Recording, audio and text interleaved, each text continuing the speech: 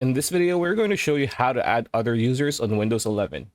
Right, so if by some reason you're not the only person who's using your PC or your laptop and you want to sign out and sign in with your own Microsoft account on your Windows 11 PC or laptop, all you need to do is click on the Windows icon or the Windows home button here.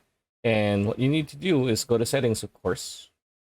And here in settings, you're gonna see the main menu here on the left hand side. And what you need to do is click on accounts. So the accounts home is gonna be here. As you can see here, I'm not signed in because I'm too lazy for that.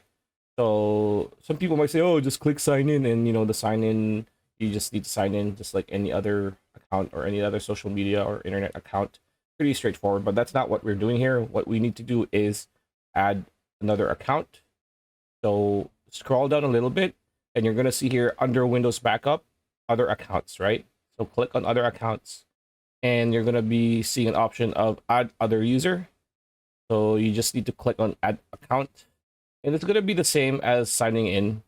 So how will this person sign in? So it's either email or phone. If you're very uh um familiar with Microsoft or Windows account, it's always email or phone, and just pretty much a straightforward sign in, just like any other. Just follow the directions. It's very easy.